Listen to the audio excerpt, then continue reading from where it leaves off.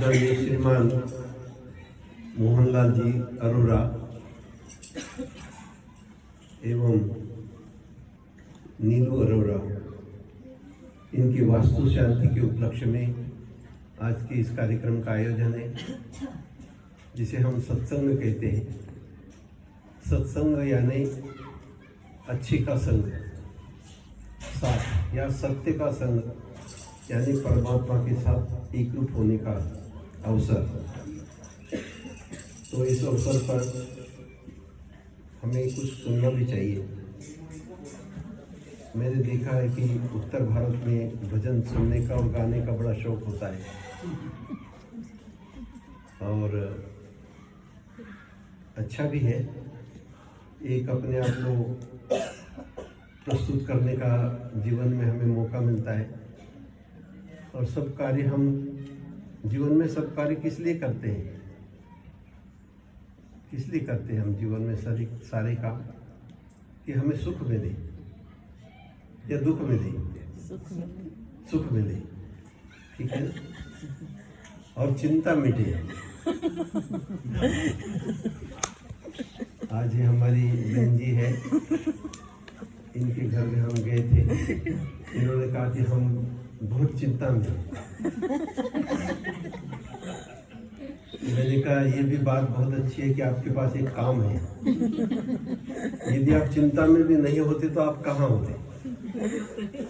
सभी मनुष्य को काम होना चाहिए कोई न कोई, और संसार में ऐसा कोई भी नहीं है जो चिंता मुक्त है, ठीक है।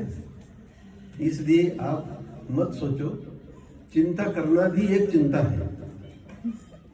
चिंता करना भी एक चिंता है, और जिसके जीवन में चिंता भी नहीं है वो तो पागल ही हो सकता है। सोच सोच के वो क्या करेगा?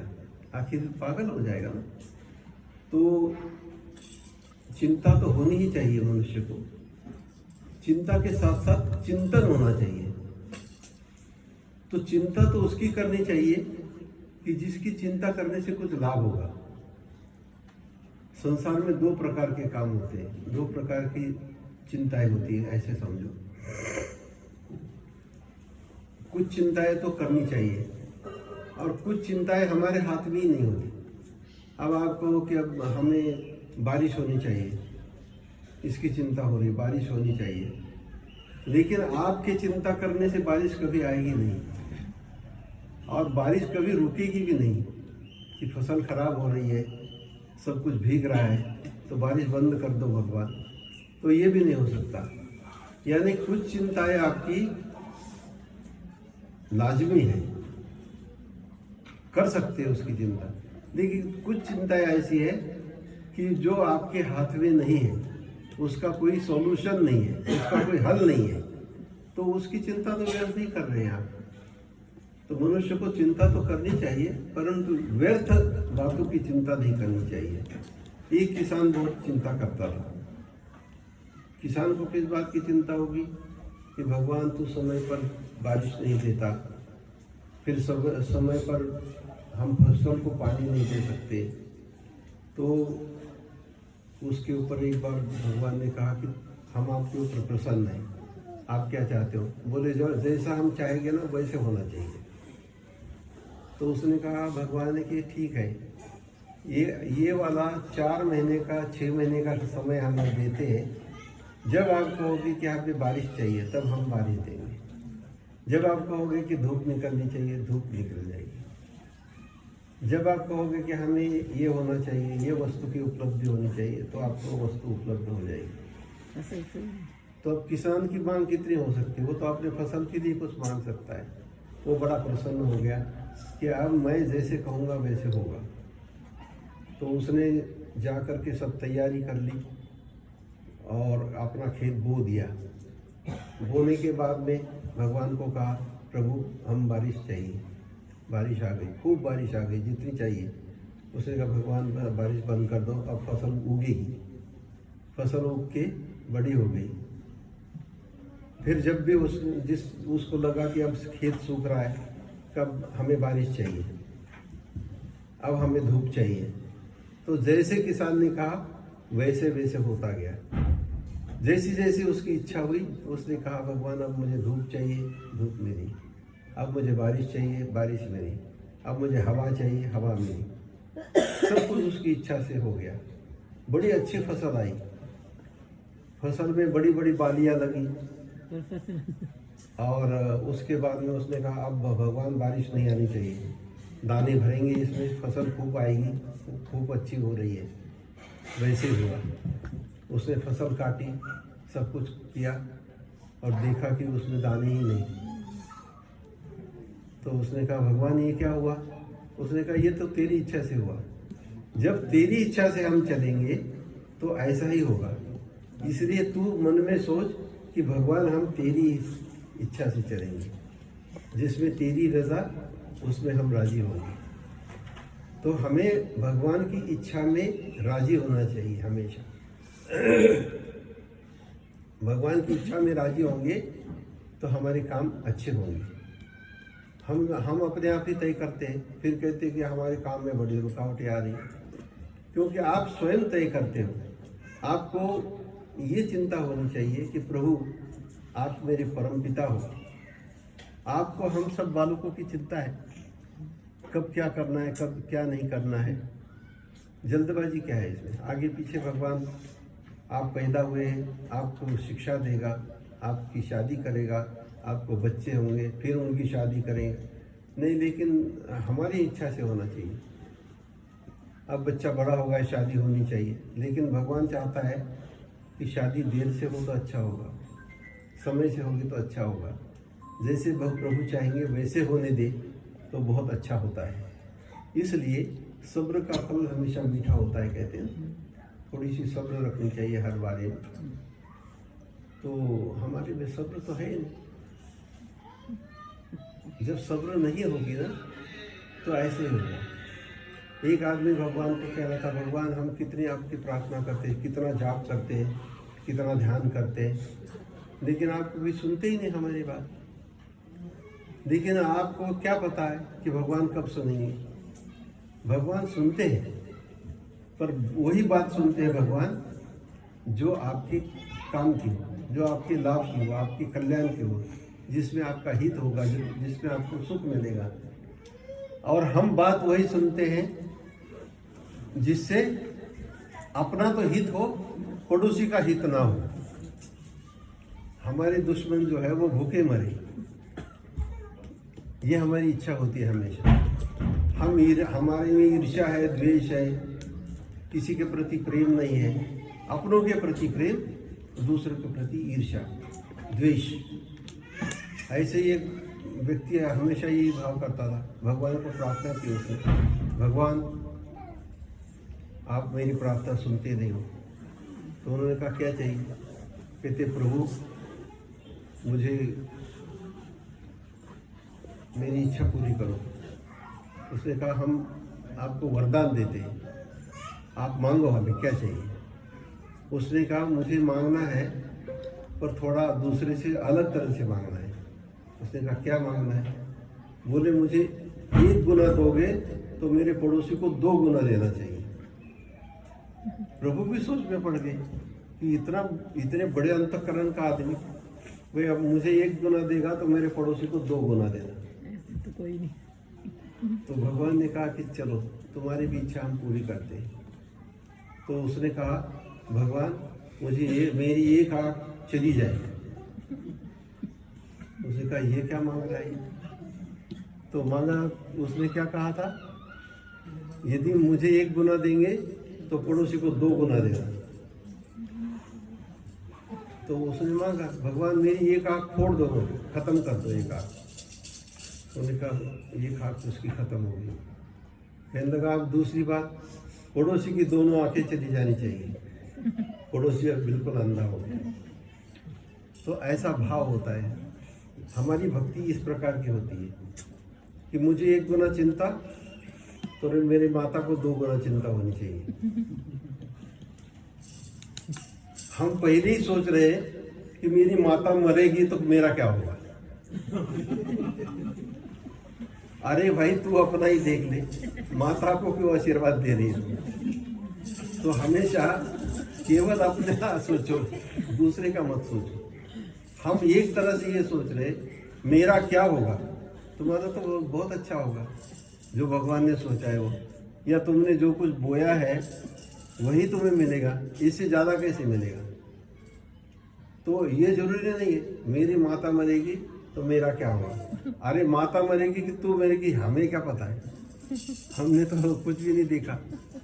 तो कुछ पहले ही चले जाते हैं, माता वैसी बनी रहती है। तो ये कुछ नहीं है, जिसके भाग्य में जैसा है।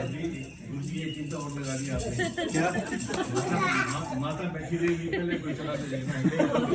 नहीं, मैंने थोड़ी ये तो इन्हें पता नहीं है ना कि हमने अपनी आयु कितनी लिख के आए हैं हम, ये हमें ही पता नहीं है। हमारे सोचने जैसा काम कभी नहीं होगा, हमेशा ये याद रखना। तुम चाहे कितना ही सोचो, तुम्हारे सोचने जैसा काम कभी नहीं होगा।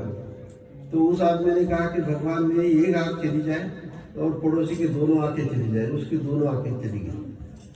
तो बोले अब तो तेरा मर्जी, इसलिए काम हो गया। बोले नहीं, आपने कहा था 3 वरदान मांगना, तो दूसरा वरदान क्या। बोले मेरे दरवाजे में कुआं खोद दो। अरे कुएं की क्या जरूरत है, पाइपलाइन लगी है, पानी आ रहा है। बोले मेरे दरवाजे में कुआं खोद दो। अब बोला कि सोचा इसने कि दरवाजे में कुआं खोदेंगे, पड़ोसी निकलेगा, दुनिया उठ गई है, कुएं में मरेगा अपने आप।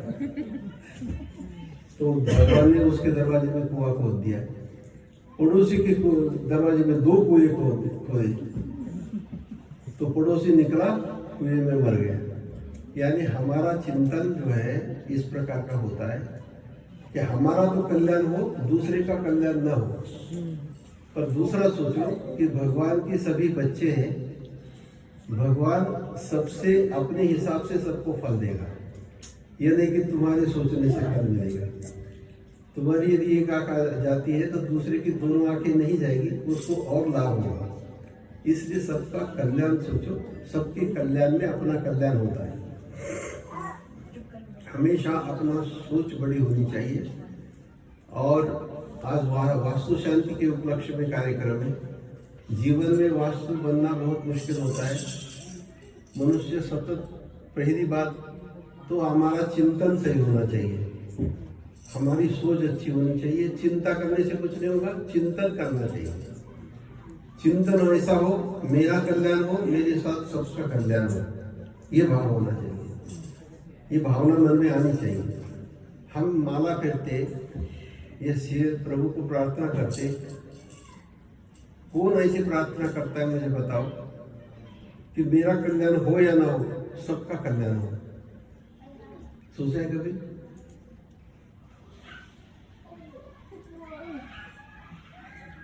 नहीं सोचा ना किसी ने।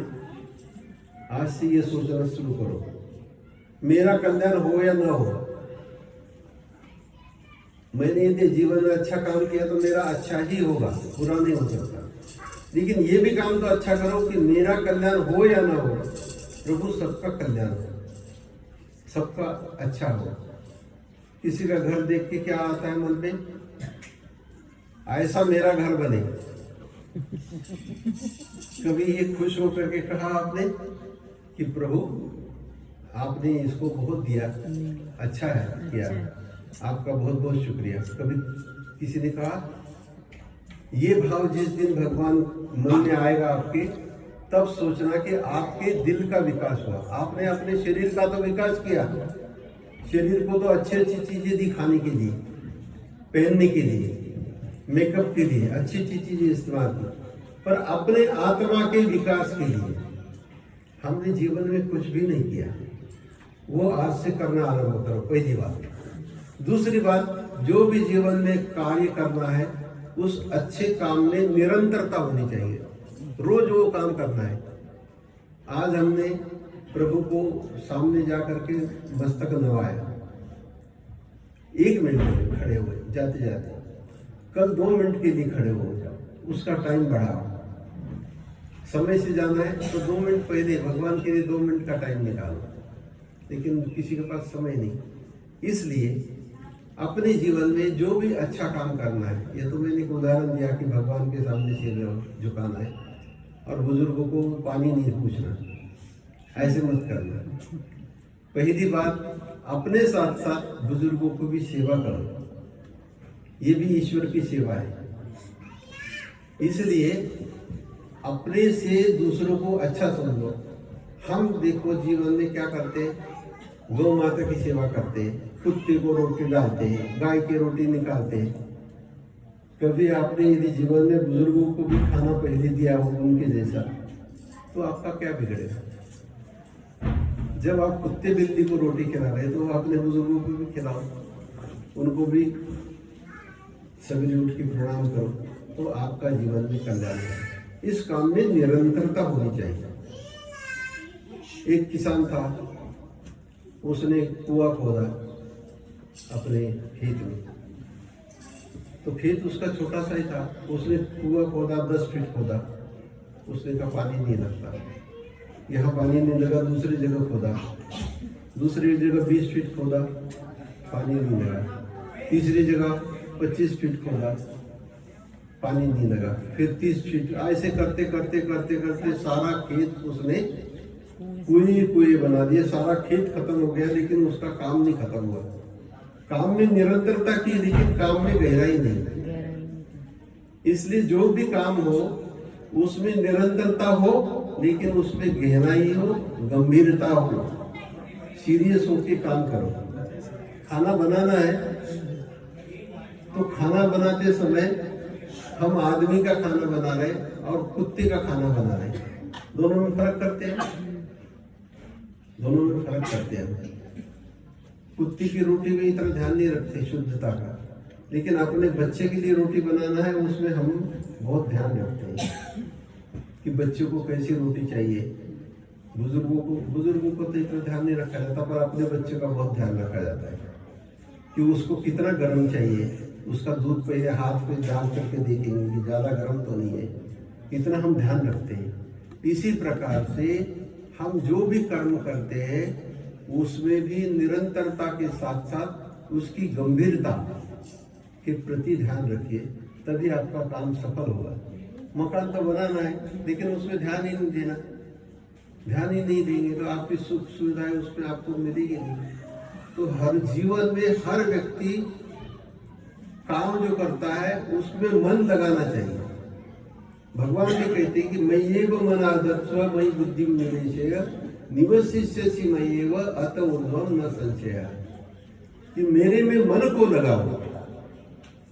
हम कभी कहते हैं ना घर में कि आपने ये काम करके आए, हाँ मेरे ध्यान में नहीं रहा। कोई कहता है कि मेरे ध्यान में नहीं रहा। भाई तुम घर आ गए, घर आके तुम्हें पता है कि रोटी मिलेगी, तो ये कहाँ है काम, तो वो कैसे भूल गया? क्योंकि हम मन से नहीं करते काम।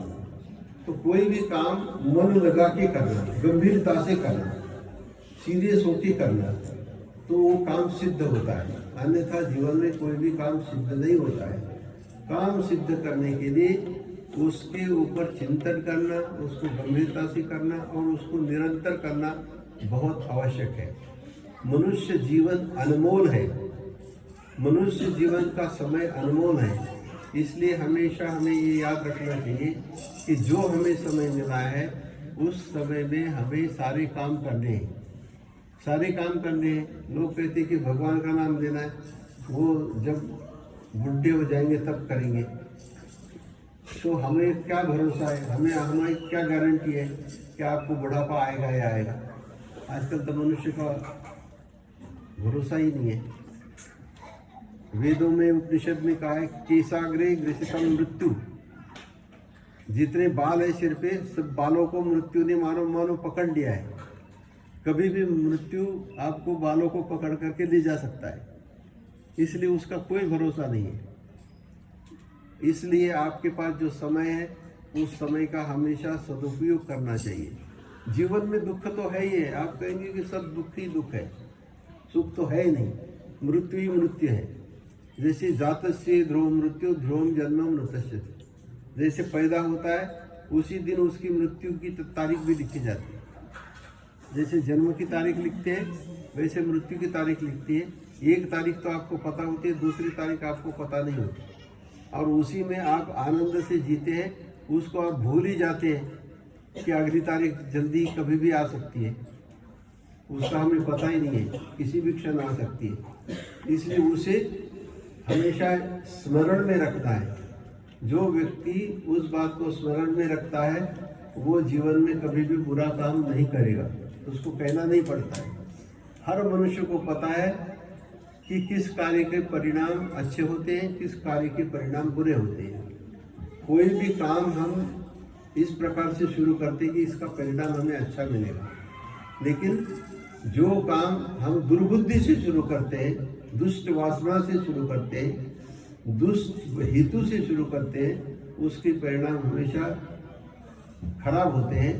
इसलिए मनुष्य को पहले ही सोच करके जीवन में अच्छे काम का आरंभ करना चाहिए और उस आरंभ किए हुए काम में निरंतरता होनी चाहिए। एक मनुष्य नदी किनारे पार करने के लिए जा रहा था, गया नदी किनारे बैठा, नाव चलाने वाला नहीं आया था, तो पास में एक पोटली पड़ी थी। उस पोटली में से एक एक पत्थर नदी में फेंक रहा था। तब अंधेरा दूर हो गया। जब आखिरी पत्थर फेंकने लगा तो उसने देखा कि वो पत्थर कुछ चमकीला है। उसने बहुत गहराई से गंभीरता से देखा, तो उसको लगा कि ये तो कोई चमकीला हीरा है। उसने उजाला होने दिया और बहुत ध्यान से देखा, तो वो चमकीला हीरा था। वो पश्चाताप करने लगा कि इतने एक पोटली भर हीरे मैंने यहाँ से फेंक दिए, उसका मैंने कोई मूल्य नहीं जाना। इसी प्रकार जो कुछ हाथ में रह गया उसको आज से परखो कि ये जीवन अनमोल है, उस हीरे जैसा है। हमारे जीवन का इतना समय हमने वैसे ही बर्बाद कर दिया। आज कम से कम एक बार उस प्रभु को याद करो कि प्रभु जो कुछ आपने दिया है वो मुझे अब मेरी औकात से बहुत ज़्यादा दिया, इसलिए तेरा बहुत बहुत शुक्रिया है। हम भजन भी बोलते हैं कि तेरा शुक्रिया, तेरा शुक्रिया। तो बोलते तो है पर करते कुछ नहीं है। मनुष्य एक टेप रिकॉर्ड है, जो भी उसने भरा है वो अपना बोलता रहेगा, करेगा कुछ नहीं जीवन में। हम दूसरे को बहुत कहते हैं कि चिंता मत करो, चिंता मत करो, लेकिन खुद बहुत चिंता करते हैं कि कल रोटी कहाँ से मिलेगी। अरे जिसने भाई, हम कहते हैं जिसने चोंच दी पक्षी को, उसने चारे का इंतजाम किया है। कोई भी आपको पशु पक्षी चारा इकट्ठा करके रखता है ऐसे नहीं देखा होगा, तो उनकी चिंता कौन करता है कल? उनकी भी तो कोई चिंता कर रहा होगा। इसी प्रकार से तुम्हारी सबकी चिंता भगवान कर रहे हैं, तुम्हें चिंता करने की जरूरत नहीं है। बाकी कुछ काम करो या ना करो, तुम चिंता करो तो भी मिलेगा, चिंता नहीं करो तो भी मिलेगा। और यदि तुम्हारी चिंता करने में कोई गलत होगा तो फिर उसका गलती का भी फल मिलेगा। इसलिए हमेशा कर्म निष्काम भाव से करो। चिंता आपने कोई गलत की। एक आदमी ने ऐसी चिंता की, भगवान मुझे कुछ नहीं दिया तूने। उन्होंने कहा क्या चाहिए? उसने कहा भगवान ऐसा है, मैं जिस चीज़ को हाथ लगाऊं वो सोने की हो जाए, परेशान हो जाएगा। हाँ, तो फिर वो बड़ा प्रसन्न हो गया कि अब तो मुझे और कुछ मांगने की जरूरत ही नहीं, सोना ही सोना आ जाएगा मेरे पास। जिसको हाथ लगाओ वो सोना मुझे बन जाएगा। इसलिए चिंता या मांग भगवान से मत करो, क्योंकि इतनी हमारी बुद्धि विकसित नहीं है कि हम भगवान को अच्छी चीज़ मांगेंगे। वही चीज़ आपके लिए काल बन जाएगी। तो उसने मांगा कि भगवान मेरा हाथ जिस चीज़ को लगेगा वो सोने की बन जाएगी। तो उसने कहा कि घर में सब चीज़ सोने की बना दो। सब चीज़ को हाथ लगाया, सब सोने का हो गया।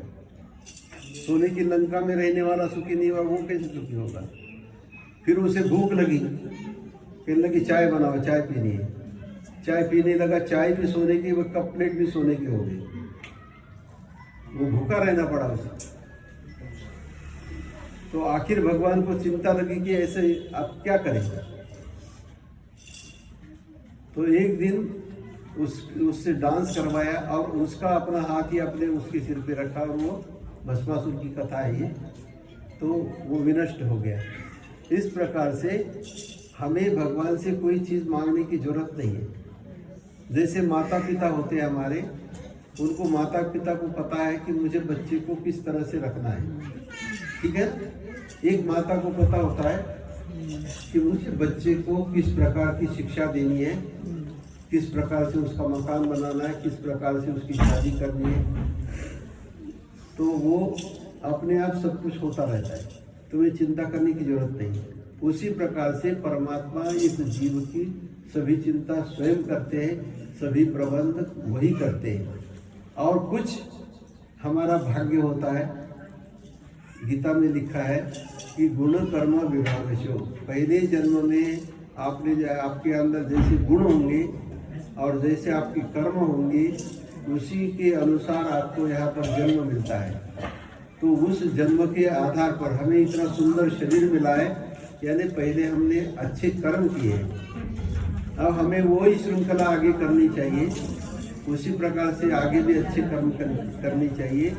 इसलिए निरंतर प्रभु का शुक्रिया अदा करना चाहिए, प्रभु के चरणों में लगा रहना चाहिए। इसी के साथ मैं अपने 2 शब्द समाप्त करता हूँ। बोलिए कृष्ण भगवान।